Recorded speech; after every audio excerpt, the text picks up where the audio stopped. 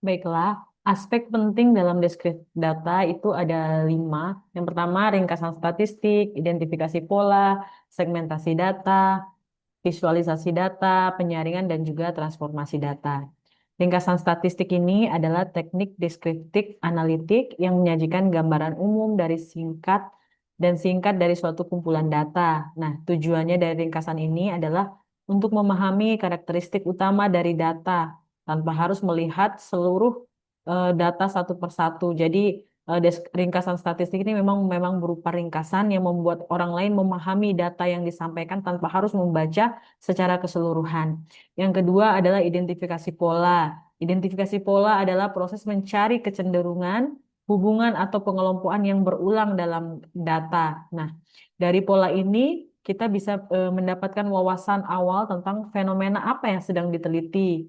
Nah, misalnya kasus stunting. Nah, bagaimana polanya terjadi stunting? Apakah dalam stunting itu pertamanya adalah dengan kondisi berat badan yang kurang, kemudian yang akan berimplikasi terhadap tinggi badan yang berkurang dan akan masuk ke dalam kategori stunting. Nah, itu masuk di dalam aspek penting yaitu identifikasi pola.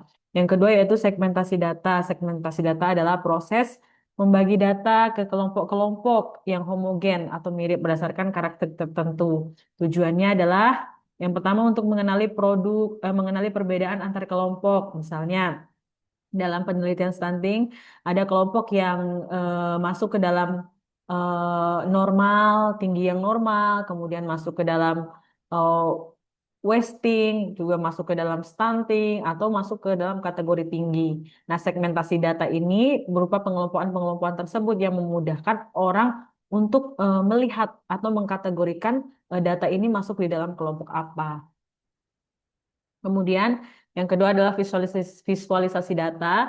Visualisasi data adalah representasi grafis dari data dapat berbentuk chart, diagram, dan juga peta yang memudahkan pemahaman informasi yang kompleks. Misalnya eh, kasus stunting yang ada di Indonesia, misalnya dengan menggunakan diagram batang atau bisa menggunakan pie chart gitu, untuk memvisualisasikan dari data yang disampaikan. Kemudian penyaringan data dan transformasi data. Penyaringan data ini adalah proses memilih subset data yang relevan untuk dianalisis dengan cara menghapus atau menyaring data yang tidak dibutuhkan, tidak lengkap atau tidak sesuai.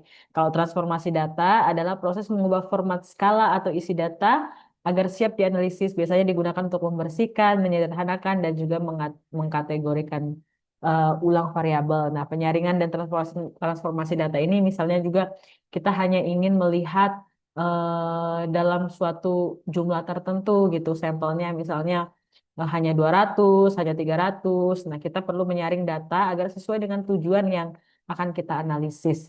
Demikian penjelasannya. Terima kasih.